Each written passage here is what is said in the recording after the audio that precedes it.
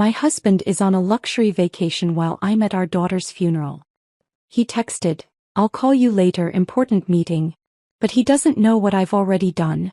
The day of my daughter Grace's funeral was painted in muted grays. The clouds hung low as if the sky itself mourned her loss. I stood at the edge of her grave, the weight of my sorrow pressing down on me, making it hard to breathe. My little girl, my sweet Grace, was gone, and with her, a piece of my soul had been buried too. Friends and family murmured condolences, their voices barely penetrating the haze of my grief. But I noticed one thing above all, the empty space beside me. Marcus wasn't there. Hey beautiful people. Your support means everything to me. Help me reach my next big milestone by hitting that subscribe button. It's free, supports the channel, and ensures you never miss an amazing video. Let's dive in. When the last shovelful of earth was laid, I couldn't feel anything but numbness. The service was over, but my nightmare wasn't. As I walked to the car, my phone buzzed in my pocket. For a moment, I thought it might be Marcus, finally reaching out to explain why he wasn't at his own daughter's funeral. Instead, it was a text message. "Important meeting. I'll call you later." My hands shook as I stared at the screen. The audacity of those words made my blood boil. But it wasn't just the message. It was the small detail beneath it. The location tag. The text hadn't come from a conference room or an office building. It had come from a luxury beach resort. My vision blurred, not with tears this time, but with pure, unadulterated rage. Marcus wasn't in a meeting. He wasn't mourning. He was relaxing in paradise while I stood at our daughter's grave. I closed my eyes, clutching the phone tightly as memories flooded back. The weeks leading up to Grace's death, the arguments, the cold distance that had crept into our marriage. He had grown increasingly distant, his excuses piling up like bricks in a wall between us. Business trips, late-night meetings, vague mentions of stress. I had been too focused on Grace and her illness to question him, but now everything fell into place. Marcus's absence wasn't just physical, it was emotional. Even in her final days when Grace needed him most, he had found reasons not to be there. I remembered the nights I stayed by her bedside, holding her fragile hand as she fought for every breath. I had begged Marcus to come home early from one of his supposed trips, to be with her, to be with us. He had promised, but he never showed up. I shook my head trying to push those memories aside, but they clung to me like a shadow. My grief was still fresh, raw and bleeding, but something new was stirring within me. Beneath the pain was a spark of anger, growing hotter with every passing second. How dare he abandon us like this? How dare he lie to me, to our family, while our daughter's memory was barely cold? Sitting in the car, I stared at his message again. "I'll call you later." The casual tone, the lack of urgency. It was as if Grace's death was just another inconvenience in his carefully curated life. He didn't care. He didn't care about me, about Grace, or about the family we had built together. And that was when the spark of anger turned into something much darker.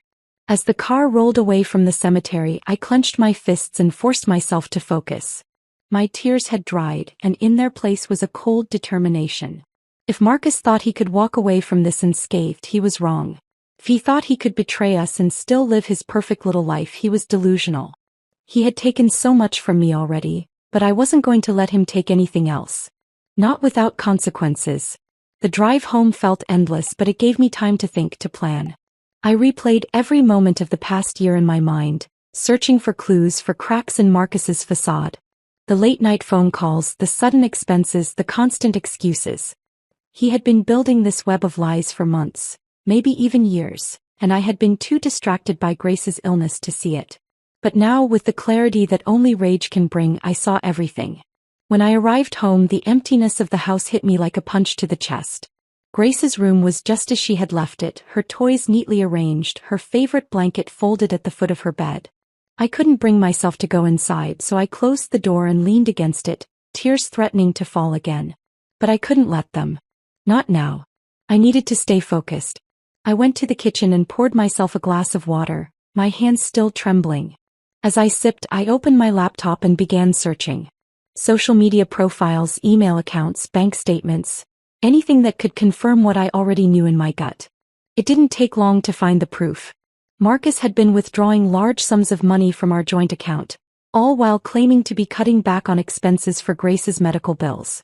There were receipts for 5-star hotels, expensive dinners and spa treatments, all charged to a credit card I didn't even know he had.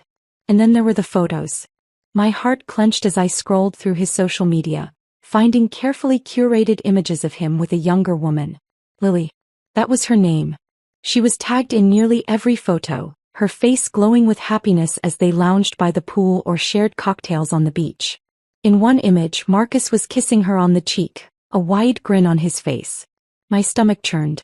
I slammed the laptop shut, my breathing heavy. It was worse than I had imagined.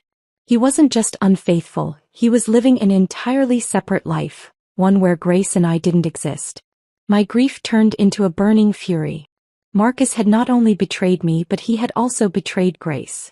He had chosen his own selfish desires over his family, over his daughter, over everything that should have mattered. I stared at my reflection in the window, my face pale and drawn, but my eyes sharp with determination. Marcus thought he had won, that he had escaped the responsibilities of our life together.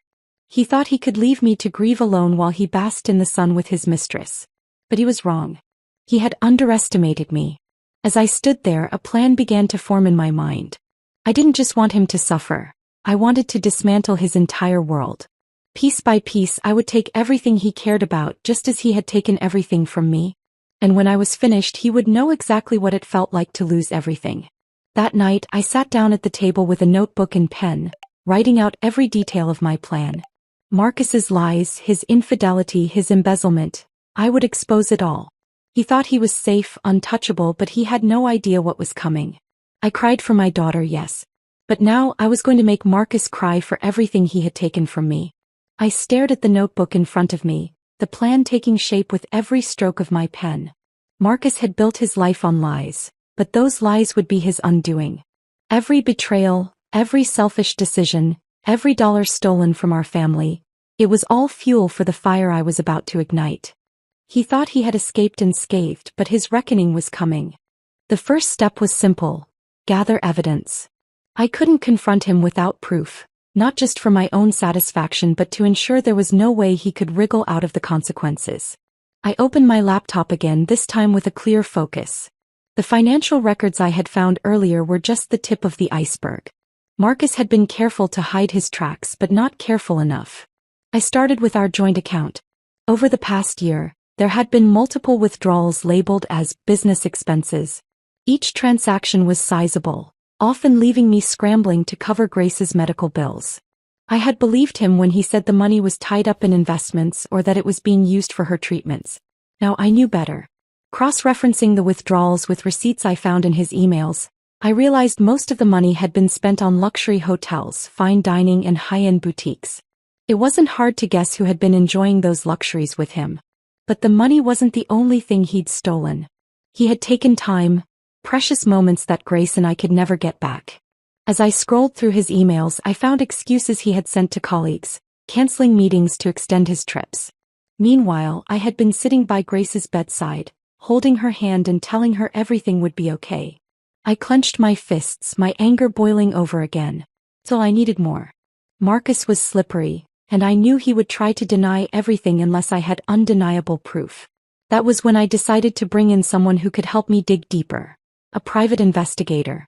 I had never done anything like this before, but desperation and determination made me bold. I found a local investigator online, a woman named Eleanor, who had glowing reviews for her discretion and thoroughness. When I called her, I kept my voice steady, though my heart pounded in my chest. I need help uncovering my husband's secrets, I said, my words clipped and direct. Eleanor didn't ask unnecessary questions. She simply assured me she would find what I needed and set up a meeting. The next morning I met Eleanor in a quiet cafe. She was sharp-eyed and professional, with a calm demeanor that immediately put me at ease. As I laid out what I already knew, his affair, the financial discrepancies, his absence at Grace's funeral, her expression remained neutral, but I could tell she understood the gravity of the situation. I'll dig into his financials, track his movements, and see if there's anything else he's hiding, Eleanor said, jotting notes in a small leather notebook. It might take a few days, but I'll get you what you need. Thank you, I said, my voice soft but resolute. I want to make sure he pays for everything he's done. Over the next few days, Eleanor kept me updated on her progress. Each phone call brought a new revelation, each one more damning than the last. Marcus wasn't just spending our money on vacations and gifts for Lily. He had been embezzling from his own company. According to Eleanor's findings, he had been siphoning funds from his business accounts, covering his tracks with false invoices and fake vendors.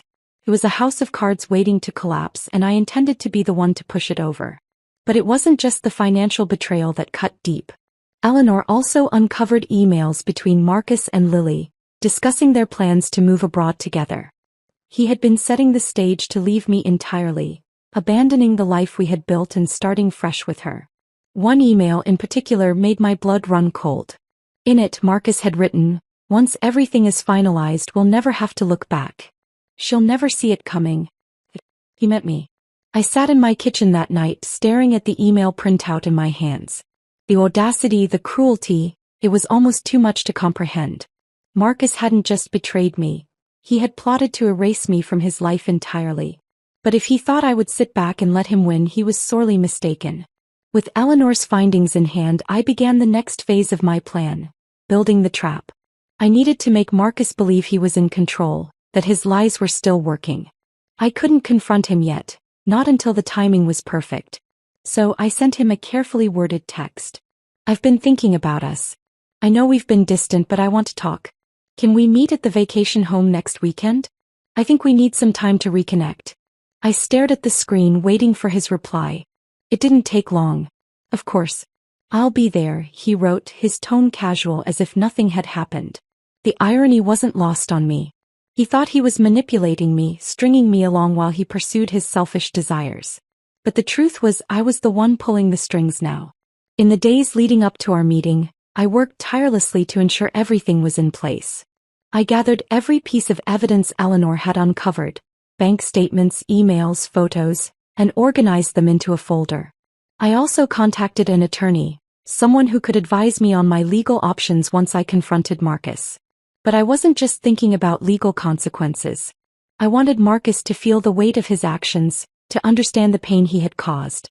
That was why I prepared something extra, a video montage of Grace.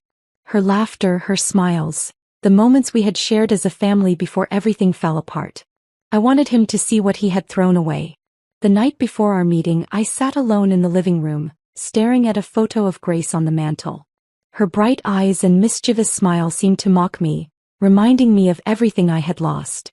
But as the tears threatened to spill again, I straightened my back and took a deep breath.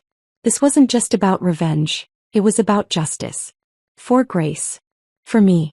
Marcus had taken so much from us, but now it was my turn to take something from him. And when I was finished, he would know exactly what it felt like to lose everything.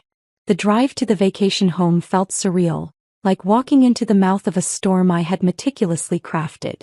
The ocean stretched endlessly to my right, its rhythmic waves a stark contrast to the tempest brewing inside me. When I arrived, the house felt different. Too quiet, too perfect, as though it was holding its breath for what was about to unfold. I parked the car, stepped out, and inhaled deeply. This place had once been a sanctuary for our family, a retreat filled with Grace's laughter and the warmth of togetherness. Now it felt like a stage for retribution, a battleground where the truth would finally destroy the facade Marcus had built. Inside, I moved with purpose. The folder of evidence Eleanor had compiled was heavy in my hands, not just in weight but in meaning. I opened it on the dining table, spreading out the incriminating documents like pieces of a puzzle. Bank statements, emails, and photos of Marcus with Lily. Each one was a dagger aimed at the heart of his lies. I had also brought something personal, something that would pierce deeper than any financial or legal evidence. It was a video montage of Grace. I connected my laptop to the television and queued it up, pausing on the first frame, Grace beaming at the camera, her eyes full of life. Marcus would see it and he would feel the depth of what he had lost, not just his daughter but his soul. When everything was in place, I sat down at the kitchen island and poured myself a glass of water. My hands trembled slightly as I gripped the glass, the enormity of what I was about to do settling over me like a heavy cloak. This wasn't just about exposing Marcus. It was about reclaiming my power, my dignity, and my voice. The sound of tires crunching on the gravel driveway snapped me out of my thoughts. He was here. Marcus entered the house as if he owned the world, his smile practiced and confident. He carried a small overnight bag and wore a casual linen shirt, the epitome of a man on a carefree vacation. "Hey," he said, his voice warm as though we were still the happy couple we used to be. I forced a smile, masking the storm inside me. "Hey," I replied, my tone steady. "Thanks for coming. I thought we needed some time to talk." He set his bag down and walked over to me, leaning in to kiss my cheek. I turned my face slightly, letting his kiss land awkwardly near my temple. It was subtle, but he noticed. A flicker of confusion crossed his face, quickly replaced by his usual charm. "You're right," he said, sliding into the chair across from me. "We've been through a lot. I'm glad you reached out." I nodded, folding my hands on the table to keep them from shaking. "I've been doing a lot of thinking," I said, keeping my voice calm. "About us, about Grace, about everything that's happened." Marcus nodded solemnly, as though he had any right to share in my grief. "I know it's been hard," he said, his tone dripping with practiced empathy. "But we'll get through this together. I promise." His words were a cruel joke, but I didn't flinch. Instead, I reached for the first piece of evidence. A bank statement showing a series of withdrawals he had labeled as business expenses. I slid it across the table toward him, my movements deliberate. Marcus glanced at the document, his brow furrowing. "What's this?" he asked, his voice carefully neutral. "Just something I found while going through our accounts," I said, tilting my head as though I were genuinely curious. "I noticed some discrepancies. Maybe you can explain them to me." He picked up the statement, his eyes scanning the numbers. For a brief moment, his confident facade faltered. "These are just work expenses," he said, his voice tight. "You know how it is. Travel, meetings, client dinners. It adds up." I leaned forward, my eyes locking onto his. "Client dinners at five-star resorts? Meetings that cost thousands of dollars? Marcus, do you really expect me to believe that?" He opened his mouth to respond, but I didn't give him the chance. I reached for another document. A receipt for a luxury suite at a beach resort, dated the same week Grace had been hospitalized. I placed it on the table, the weight of the truth crashing down between us. "Let me guess," I said, my voice icy. "Another client dinner?" Marcus's jaw tightened, his eyes darting toward the door as though he were already plotting his escape. "I don't know what you're trying to imply," he said, his tone defensive. "But you're clearly upset, and I think we should talk about this later." I laughed, a bitter sound that echoed in the silence of the house. "Later? Like when you're on your next business trip?" "No, Marcus. We're talking about this now." I stood, pushing my chair back with enough force to make it screech against the floor. Walking to the living room, I grabbed the remote and turned on the television. The screen lit up with Grace's smiling face, frozen in the first frame of the video I had prepared.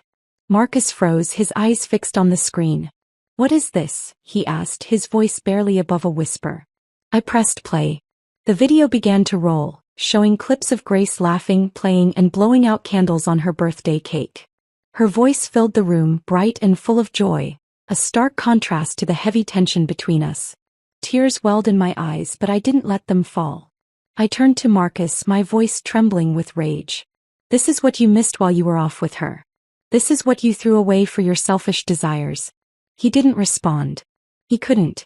The weight of the video of Grace's absence was too much for even him to deflect. But I wasn't finished.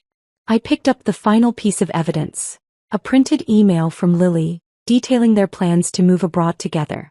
I slammed it onto the table in front of him. "Were you even going to say goodbye?" I demanded, my voice breaking. "Or were you just going to disappear, leaving me to pick up the pieces while you played house with her?" Marcus's face turned pale, his confidence evaporating like smoke.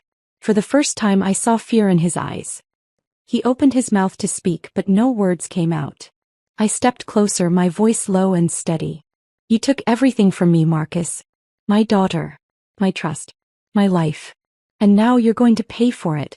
The silence that followed was deafening, broken only by the sound of Grace's laughter still playing on the screen.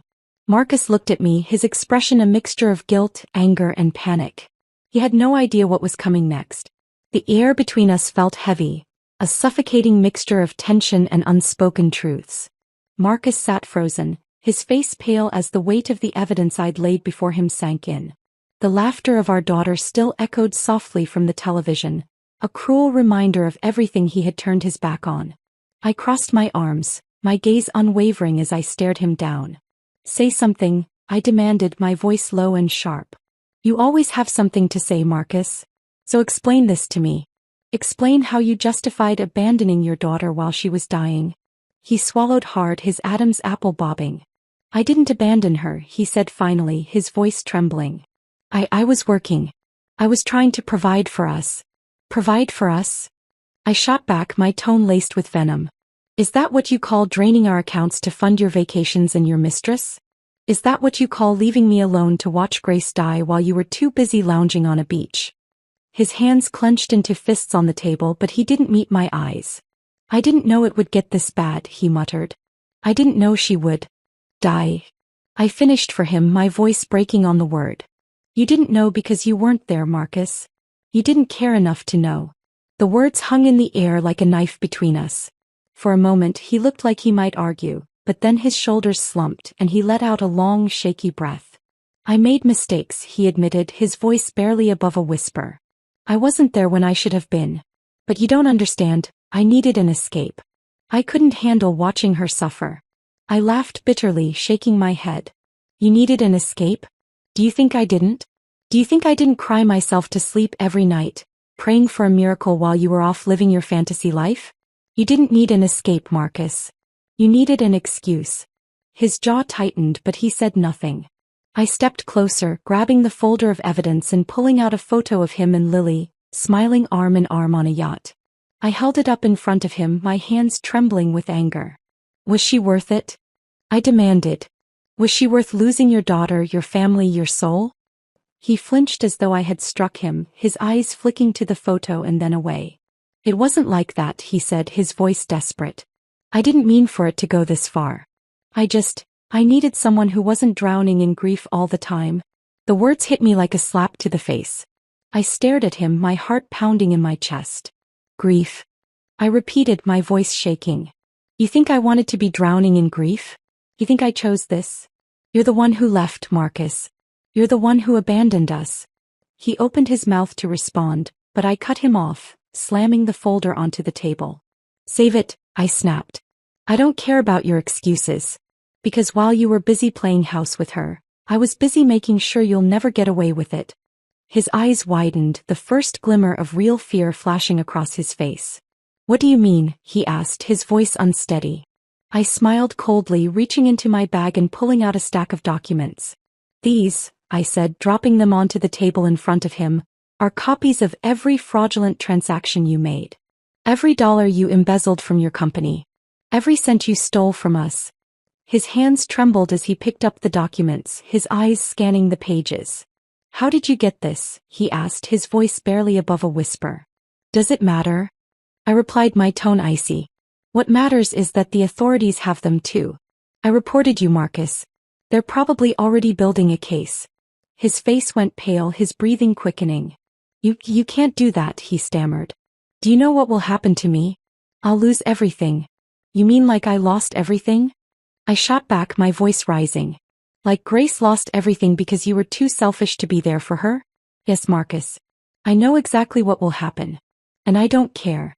He stood abruptly, pacing the room as he ran his hands through his hair. You don't understand, he said, his voice frantic. If this gets out, I'll go to prison. My reputation will be ruined. Good, I said simply, crossing my arms. You deserve it. He turned to face me, his expression a mix of anger and desperation. You're just doing this to hurt me, he accused. You're not thinking about the consequences. I stepped closer, my eyes blazing with fury. The consequences? I repeated. You think I'm not thinking about the consequences?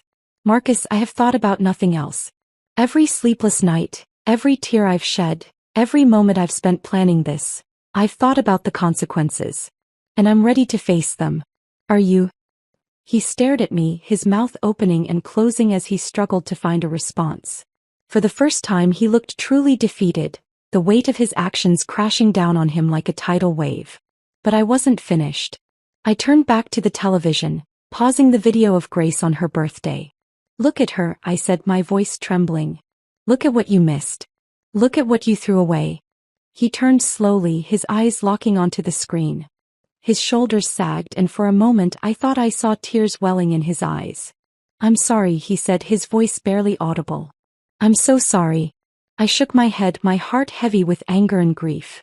"It's too late for sorry, Marcus. Sorry doesn't bring Grace back.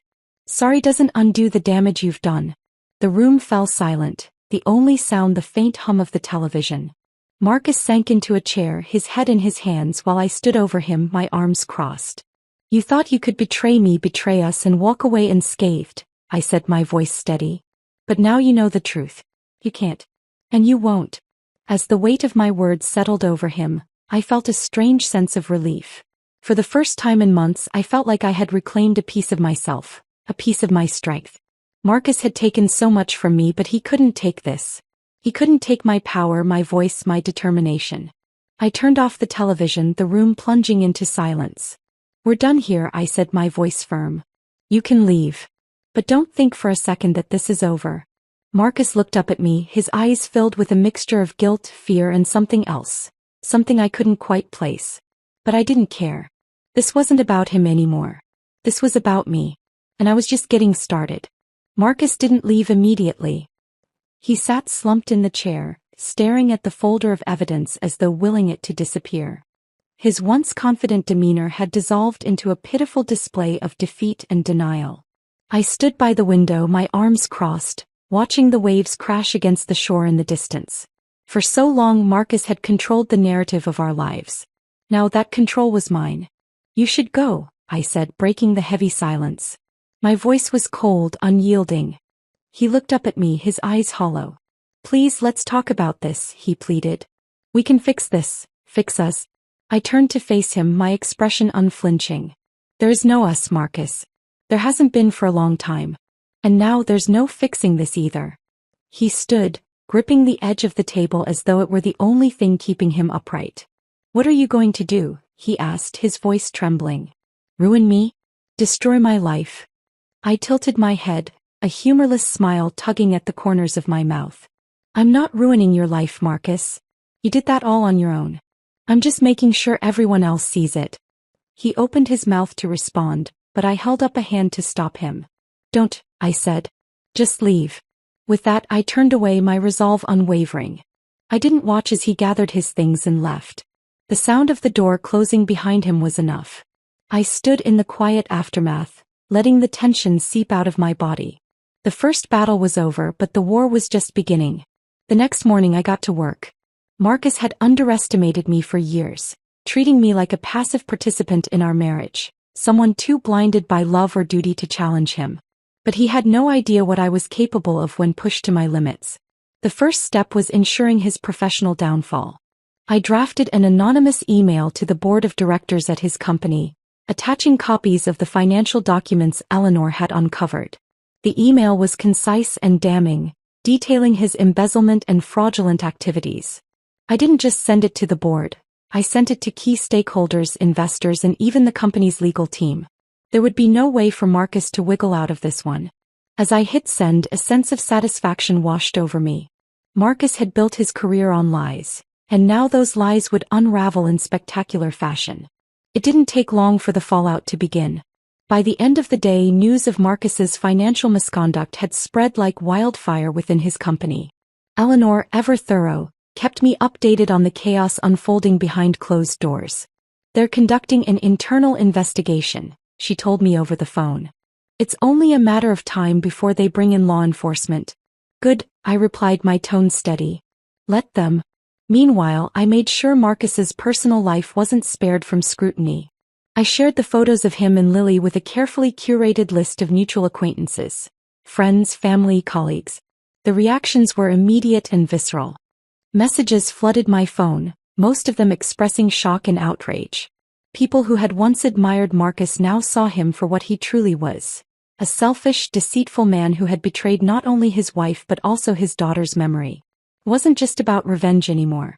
It was about ensuring he could never hurt anyone the way he had hurt me. 2 days later, I received the call I had been waiting for.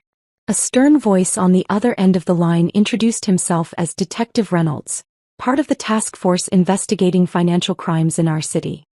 He explained that they had received credible evidence of Marcus's embezzlement and were moving forward with an official investigation. "Thank you for bringing this to our attention," he said. "We'll be in touch if we need further information." I hung up, my hands trembling, not with fear but with a sense of vindication. For months I had felt powerless, trapped in a web of grief and betrayal.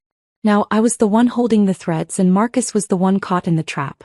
The day Marcus was arrested was both surreal and strangely satisfying. I watched from the window as two plainclothes officers approached him outside his office. He tried to maintain his composure, but the sight of him being handcuffed and led into a squad car was a moment I would never forget. My phone buzzed incessantly after the news broke. Friends and acquaintances shared articles and social media posts, their messages a mix of disbelief and morbid fascination. Marcus's name was plastered across headlines: prominent executive arrested for embezzlement, businessman's double life exposed in shocking scandal. I didn't respond to any of the messages. Instead, I sat in my living room sipping tea and scrolling through the coverage. The photos accompanying the articles were unflattering. Marcus being led away in handcuffs, his face pale and drawn. It was poetic justice. A week later, Marcus called me from jail. I stared at the phone as it rang, his name flashing on the screen. For a moment, I considered answering just to hear the desperation in his voice. But then I remembered Grace's laughter, the nights I had spent alone in the hospital, the cold emptiness of her funeral. I let the call go to voicemail. He called again the next day and the day after that. Each time I ignored him. I didn't need to hear his excuses or his pleas. I had given him enough chances, enough forgiveness. Now it was his turn to face the consequences. The media storm continued to rage and I watched it all unfold from the safety of my home. Reporters camped outside Marcus's former office, eager for statements from his colleagues. Tabloids speculated about his relationship with Lily, painting her as a gold-digging accomplice. For the first time in months, I felt a sense of control over my life. Marcus had tried to take everything from me, but he had underestimated my strength, my resilience. I wasn't just surviving, I was thriving. As the weeks passed, I began to rebuild. I sold the vacation home, the place that had once been a symbol of our family but had become tainted by Marcus's betrayal. I donated the proceeds to a charity supporting children with terminal illnesses, a tribute to Grace's memory. Every decision I made, every step I took was a reminder that I was more than the pain Marcus had caused me. I was a mother, a survivor, a woman who had reclaimed her power. And Marcus? He was just a man who had lost everything. The silence in my house was different now. It wasn't the suffocating stillness that had haunted me after Grace's death or the heavy quiet that Marcus's betrayal had left behind. This silence was lighter, almost peaceful, as though the house itself was finally able to breathe again. Marcus was gone, his life in ruins, and I had made sure he could no longer manipulate or hurt anyone. The headlines about his trial had begun to fade, replaced by fresher scandals and fleeting news cycles. But for me, the echoes of his downfall remained, lingering like the scent of rain after a storm. I sat on the couch, staring at the flickering flames in the fireplace. The warmth should have been comforting, but a strange hollowness lingered in my chest. I had done what I needed to do, what I knew was right. Marcus deserved every consequence, every ounce of the public humiliation and legal retribution he faced. And yet I couldn't ignore the faint ache that whispered in the back of my mind. It wasn't regret. No, I didn't regret exposing him, dismantling the empire of lies he'd built on the foundation of our broken family. It was something else. A quiet realization that revenge, as necessary as it had been, couldn't mend everything. It couldn't bring Grace back or erase the scars Marcus had left on my heart. Justice had been served, but justice wasn't the same as healing. I let out a deep breath, running my fingers along the edge of the coffee table. A framed photo of Grace sat there, her smile radiant as ever. I picked it up, tracing the curve of her cheek with my thumb. "I hope I made you proud," I whispered, my voice barely audible. In that moment I made a decision. It was time to move forward, not just for me but for Grace. She had been my light, my reason for fighting through every storm. I couldn't let her memory be tied to the pain Marcus had caused. I needed to create something beautiful from the ashes of our past. The next few weeks were a whirlwind of change. I started by packing up the family home, boxing up memories that carried both joy and sorrow. It wasn't an easy process. Every room held fragments of a life that no longer existed. The laughter that had once filled the living room, the faint scent of Grace's favorite lavender shampoo in the bathroom, the small handprints she had left on the windows. But as painful as it was, it also felt liberating. Each box I sealed was a step closer to reclaiming my life, to shedding the weight of a house that had become more of a prison than a sanctuary. I reached out to a realtor listing the house for sale. When the for sale sign went up on the front lawn, I felt a strange mix of emotions. Sadness for what I was leaving behind, but also hope for what lay ahead. Moving to a smaller, quieter apartment brought its own challenges, but it also offered a fresh start.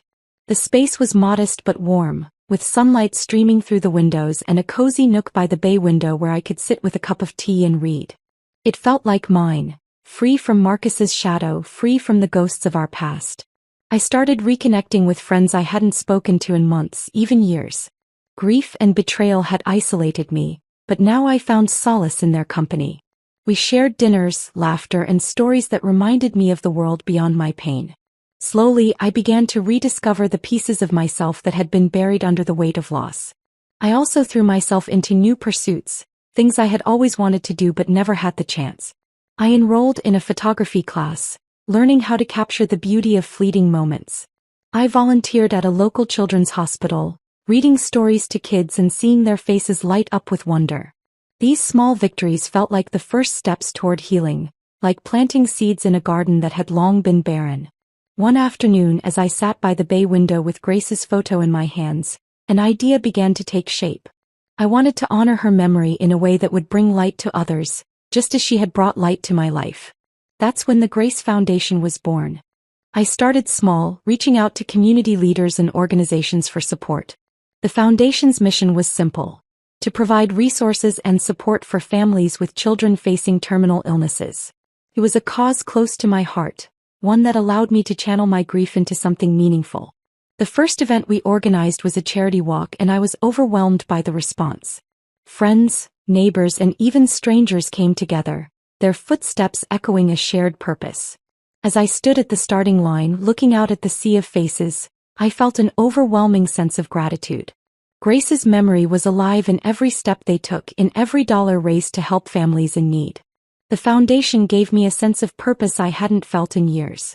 It reminded me that love could endure, even in the face of unimaginable loss. Grace's spirit lived on, not just in my heart but in the lives of the families we helped. Despite the progress I had made, there were still moments when the past crept up on me uninvited. Late at night, when the world was quiet and the shadows grew long, I would find myself thinking of Marcus.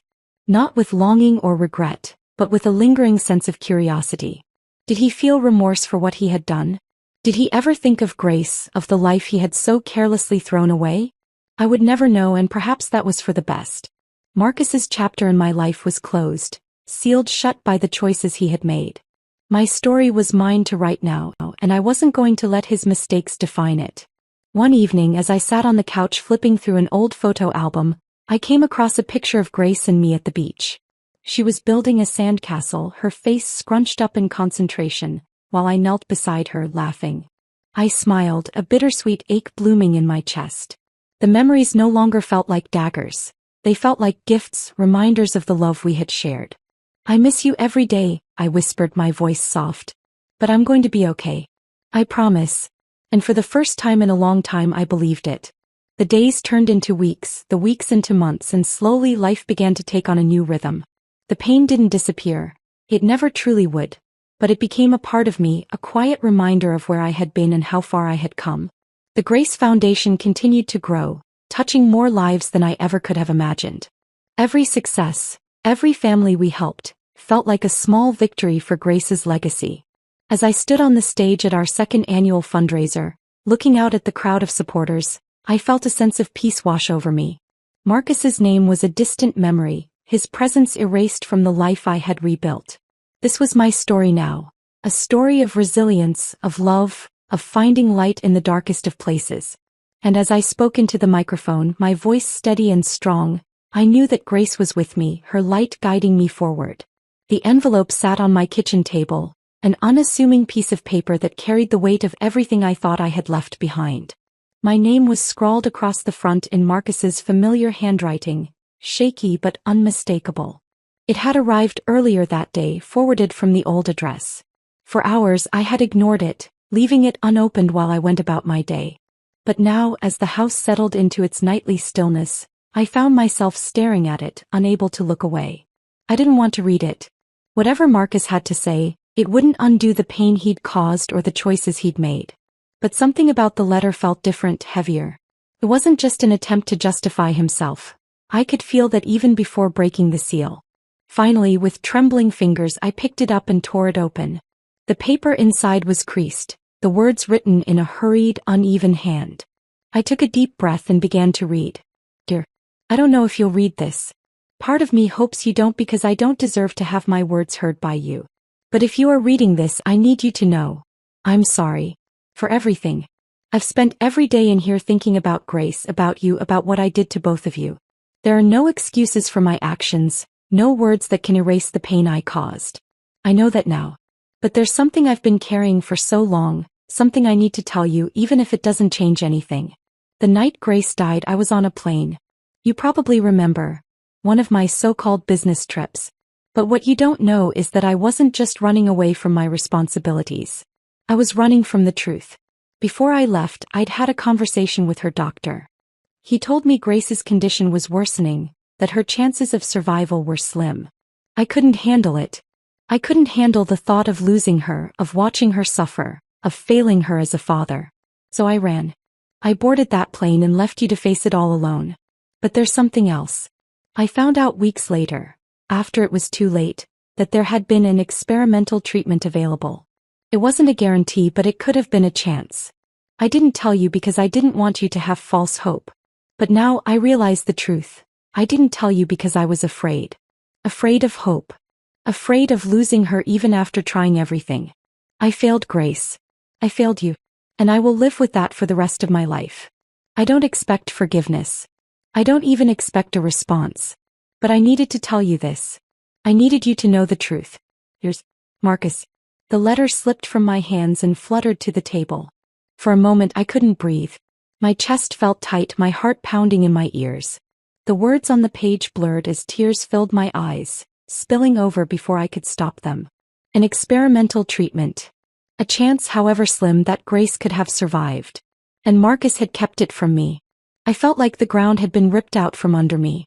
My grief for Grace, which I thought I had learned to live with, surged back with a vengeance. All this time, I had believed I'd done everything I could for her, that I had fought with everything I had. But now I wasn't so sure. For hours I sat in silence, the letter a constant presence on the table in front of me. My emotions were a tangled mess, rage, sorrow, guilt, even pity. Marcus's words had reopened wounds I thought had healed, forcing me to confront questions I didn't want to ask.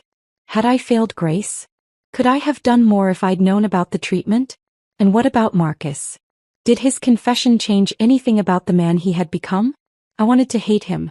I wanted to throw the letter into the fire and let it burn, along with every memory of him. But as much as I wanted to, I couldn't. His words, his guilt, they were real. For the first time I saw Marcus not as the villain I had painted him to be, but as a deeply flawed, broken man who had made terrible choices out of fear and weakness. That realization didn't excuse him. It didn't erase the pain he had caused or the lives he had destroyed. But it made him human. And that made my feelings all the more complicated. The next morning I went for a walk, hoping the crisp air and the sound of birdsong would help clear my mind.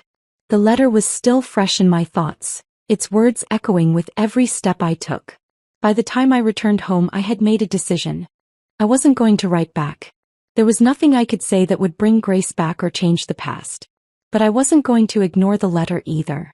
I needed to confront it, to face the truth it held, even if it meant reopening old wounds. That evening I sat down with my journal, the one I had started after Grace's death but had abandoned in the chaos of Marcus's downfall. I wrote down everything I was feeling, every thought and memory the letter had stirred. I wrote about Grace, about her laughter and her strength, about the love that had filled our lives even in the darkest moments. And I wrote about Marcus. I wrote about his betrayal, his weakness, and the pain he had caused. But I also wrote about his confession, about the weight of his guilt and the humanity it revealed. By the time I finished, the pages were filled with raw, unfiltered emotions. I closed the journal and sat back, feeling a strange sense of release. For the first time, I wasn't holding it all inside. I was letting it out, letting it go. In the weeks that followed, I continued to reflect on the letter and what it meant for my journey forward. I didn't forgive Marcus, not entirely.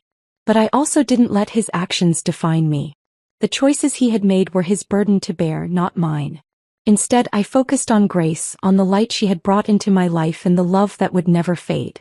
I channeled my energy into the Grace Foundation, ensuring that other families would have the resources and support they needed to fight for their children. And slowly I began to heal. Not just from Marcus's betrayal, but from the lingering guilt and grief that had weighed me down for so long. The past would always be a part of me, but it no longer controlled me. One evening, as I sat by the bay window with a cup of tea, I looked out at the setting sun and felt a sense of peace I hadn't known in years. Grace's photo sat on the table beside me, her smile a constant reminder of the love that had carried me through the storm. "I hope you're proud of me," I whispered, my voice soft. And for the first time I believed she was. The decision to visit Marcus wasn't easy. For weeks after reading his letter, I wrestled with whether seeing him face to face was even necessary. Part of me felt I had already moved on, that confronting him might dredge up pain I had worked so hard to bury. But another part of me, the part that had carried Grace's laughter and Marcus's betrayal in equal measure, needed to hear his explanation. Not for him but for me. Closure wasn't something that would come neatly tied with a bow. I knew that. But this visit felt like the final thread I needed to cut before I could truly leave the past behind. The drive to the prison was long and quiet, the hum of the engine the only sound to accompany my thoughts. The landscape blurred by in shades of gray, the winter sky heavy with clouds. By the time I reached the facility, my nerves felt like a tightly coiled spring. I parked the car and sat for a moment, my hands gripping the steering wheel as I gathered my composure. Inside, the air was sterile and cold. The sharp clang of metal doors and the echo of footsteps down the tiled hallways were unnerving, a stark reminder of where Marcus had ended up. The guard led me to a small visitation room with a table and 2 chairs separated by a thick pane of glass. A phone hung on either side of the barrier, the only means of communication. I sat down and waited. Minutes later, Marcus was led in, flanked by 2 guards. His appearance startled me. The man I had once known as confident, polished, and self-assured now looked frail and hollow. His face was gaunt, his hair streaked with gray, and his eyes carried a weariness I had never seen before. He shuffled to his seat, his cuffs clinking softly as he sat down. For a moment we simply stared at each other through the glass. I picked up the phone first, the cold plastic pressing against my ear. Marcus hesitated, then lifted his own receiver. "You look good," he said awkwardly, his voice raspier than I remembered.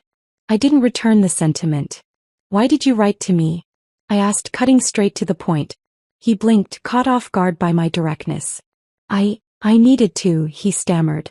"I've been carrying that secret for so long and I couldn't keep it to myself anymore. You deserve to know the truth." "The truth," I repeated, my voice sharp. "You mean the truth about how you ran away from Grace when she needed you most? Or the truth about how you kept the possibility of treatment from me because you were too afraid?" Marcus winced, the words hitting him like physical blows. "I know I failed her," he said, his voice cracking. "I failed both of you. There isn't a day that goes by that I don't regret it." "Regret doesn't change anything," I shot back, my anger simmering just below the surface. "It doesn't bring her back. It doesn't undo the choices you made. So why now? Why confess after all this time?" His hands tightened around the receiver, his knuckles white. "Because I can't carry it anymore," he admitted. "Every night I see her in my dreams. Her smile, her laugh, and then the look on your face when you realized I wasn't there. It haunts me." Narrator's name. "It's my punishment and I deserve it." I studied him through the glass, searching for any sign of manipulation, any trace of the man who had once lied so easily. But all I saw was a broken shell, someone crushed under the weight of his own guilt. And for the first time I realized I wasn't angry anymore. I wasn't sad either. I just felt nothing. "I came here because I needed to hear it from you," I said finally. "I needed to know if you truly understood the damage you caused. And now I do." He looked up, his eyes meeting mine with a mixture of hope and despair. "Does that mean you forgive me?" The question hung in the air, heavy and unresolved. I thought about Grace, about the love she had brought into our lives, and about the pain Marcus had inflicted. Forgiveness was such a simple word, but it carried so much weight. I don't know if I can ever forgive you, I said honestly. But I can let go. I can move forward. And that's enough for me. His shoulders slumped, as though the words had both relieved and defeated him. I understand, he said quietly. And I'm sorry. For everything. I nodded, a small, almost imperceptible gesture. Goodbye, Marcus. I stood, placing the receiver back on its cradle. Marcus watched me through the glass, his expression unreadable as I turned and walked away. I didn't look back. The drive home felt lighter, as though a weight I hadn't even realized I was carrying had been lifted. The gray skies seemed brighter, the road ahead clearer. Marcus's confession hadn't changed the past, but it had given me the clarity I needed to move beyond it. That evening, I sat by the bay window with a journal in my lap, writing down everything I had experienced at the prison. The anger, the sadness, the strange sense of closure. It all spilled onto the page, raw and unfiltered. When I finished, I closed the journal and placed it on the table beside Grace's photo. I did it, I whispered, looking at her smiling face. I finally let him go. The room was quiet, save for the soft hum of the heater. But in that silence, I felt Grace's presence, her warmth filling the space around me. And for the first time in years, I felt truly free. The next morning, I woke up with a sense of peace I hadn't felt in a long time.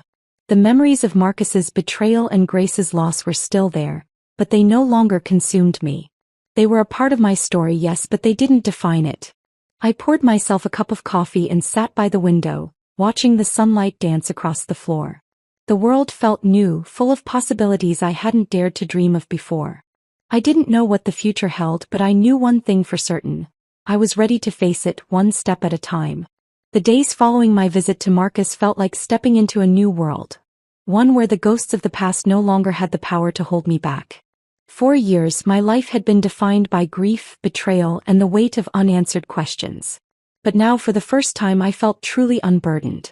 The confrontation had been my final act of closure, and as I walked away from that prison, I knew I had left more than just Marcus behind. I had left behind the guilt, the anger, and the what-ifs that had haunted me for so long.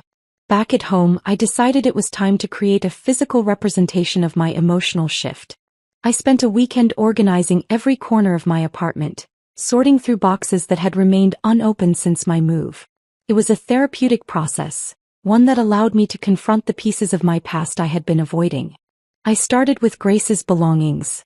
Her toys, her clothes, her books.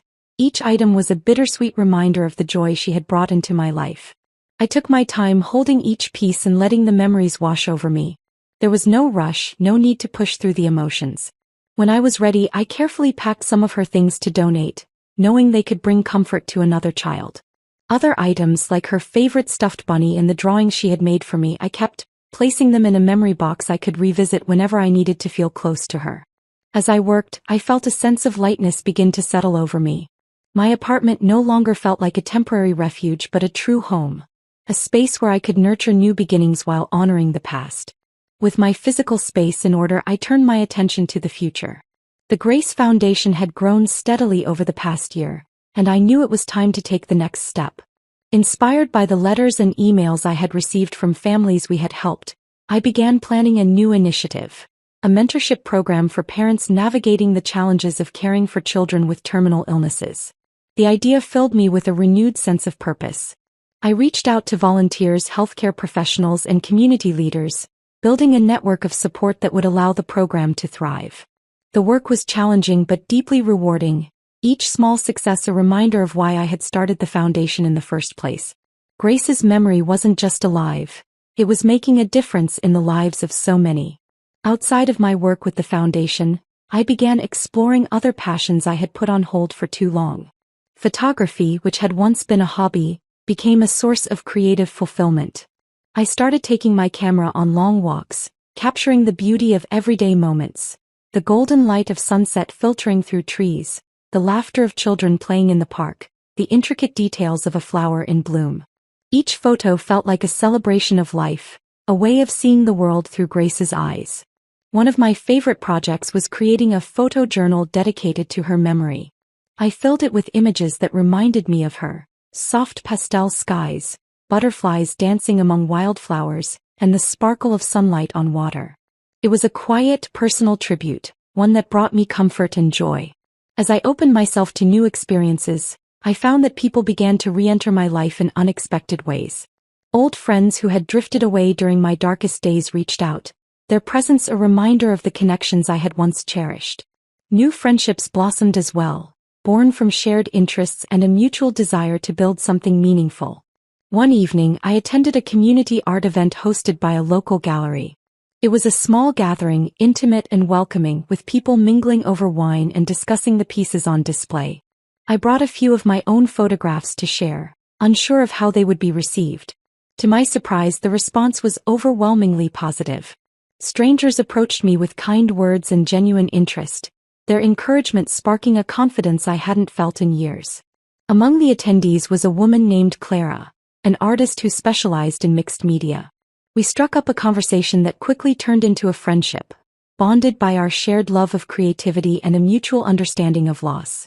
Clara had lost her partner to cancer several years earlier, and her art reflected her journey of healing. Through her, I found not only inspiration but also a kindred spirit, someone who understood the complexities of grief and the resilience it took to rebuild. As the months passed, I began to rediscover the simple joys of life. I allowed myself to laugh again, to savor moments of happiness without the guilt that had once overshadowed them. Whether it was sharing a meal with friends, dancing in the kitchen to Grace's favorite songs, or watching a sunrise with a cup of tea in hand, I embraced each moment as a gift. One particularly beautiful day, I took a drive to the beach, a place that had always held a special significance for Grace and me. Standing at the edge of the water, the waves lapping gently at my feet, I felt an overwhelming sense of peace. The sky stretched endlessly above me, the horizon a reminder of the infinite possibilities that lay ahead. I closed my eyes and imagined Grace beside me, her laughter mingling with the sound of the surf. "Thank you," I whispered, the words carried away by the breeze. "For everything." In time, I began to imagine a future filled with possibility. The wounds of the past would always be a part of me, but they no longer defined who I was. I was stronger now, more resilient, and deeply grateful for the love that had carried me through even the darkest moments. Grace's memory was no longer a source of sorrow but a wellspring of strength. Her light lived on in the work I did, the connections I nurtured, and the joy I allowed myself to feel. She had taught me the power of love, and that love would guide me as I continued to move forward. As I sat at my desk one evening, drafting plans for the Foundation's next event, I glanced at the photo of Grace that hung on the wall above me. Her smile was as radiant as ever, a constant reminder of the love that had shaped my life. "I think we're doing pretty well, don't you?" I said aloud, smiling softly. The room was quiet, but in that stillness I felt her presence, warm and comforting. It was as though she was saying, "Yes, Mom. You're doing great." And for the first time in a long time, I truly believed it. The story of my life wasn't over. It was just beginning. The pages ahead were blank, waiting to be filled with moments of love, joy, and purpose. And as I picked up my pen to write the next chapter, I felt ready to embrace whatever the future held. Because I wasn't just surviving anymore. I was living. The idea to expand the Grace Foundation had been brewing in my mind for months. But it wasn't until that quiet evening by the bay window, Grace's photo smiling down at me, that I truly committed to it. What had started as a local initiative to support a handful of families had grown into something much larger than I'd ever imagined. And yet I knew there was more to be done. More lives to touch, more families to help, more love to share in Grace's name. The next morning, I dove into the work with a renewed sense of purpose. My first step was to assemble a team, a group of people as passionate about the Foundation's mission as I was. Clara, my friend from the art event, became my first recruit. Her creative vision and personal experience with loss made her an invaluable addition. Together, we reached out to others in the community, building a network of dedicated volunteers, healthcare professionals, and advocates who shared our dream of expanding the Foundation's reach. With the team in place, I turned my attention to securing the funding we would need to grow. I drafted grant proposals, scheduled meetings with potential donors, and hosted fundraising events that combined creativity with purpose.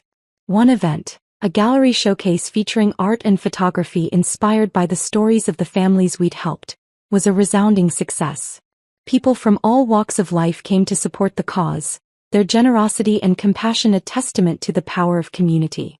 As the donations poured in, I felt a sense of validation that went beyond the financial. This wasn't just about raising money, it was about raising awareness, about showing people the importance of the work we were doing. Each dollar meant another family could receive the support they needed. Another child could experience joy in the midst of hardship. Another piece of Grace's legacy could come to life. The turning point came when the foundation achieved a high-profile success story. A single mother named Erica, whose son Jonah was battling a rare form of cancer, had come to us in desperation. She had exhausted every resource, every ounce of strength trying to give Jonah the care he needed. The foundation stepped in, providing financial assistance for his treatments and emotional support for Erica through our mentorship program. Months later, Jonah's treatment led to a miraculous recovery. His story was picked up by a local news station and soon it spread like wildfire. Reporters called, asking about the foundation's role in Jonah's journey. Invitations to speak at events and conferences flooded my inbox.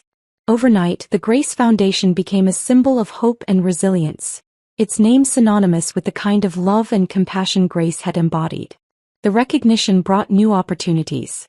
Corporations offered sponsorships, prominent figures reached out to collaborate, and organizations across the country expressed interest in partnering with us.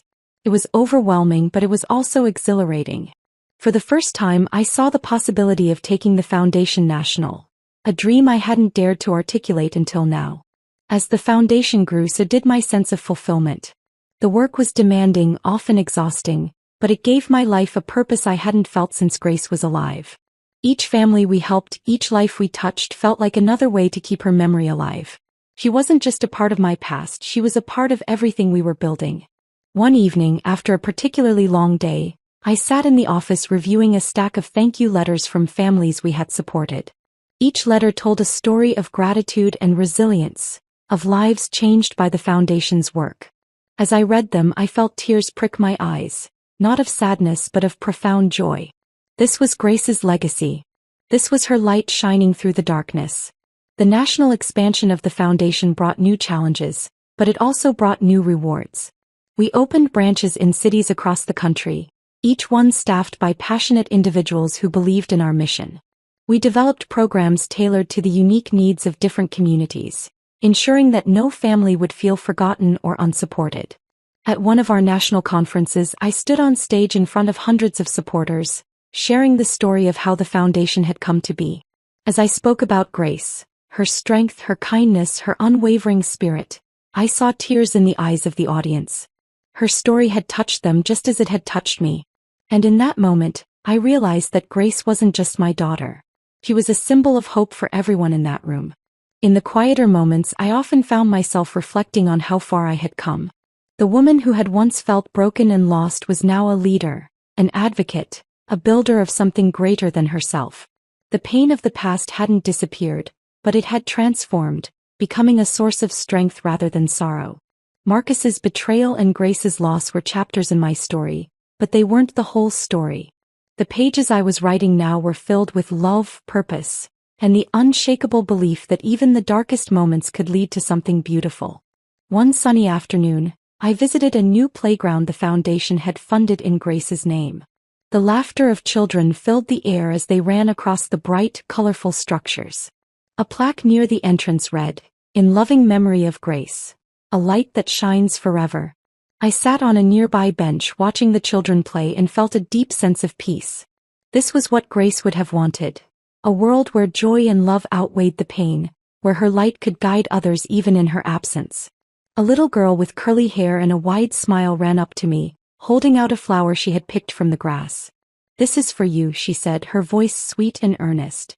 I took the flower, my heart swelling with gratitude. "Thank you," I said, smiling down at her.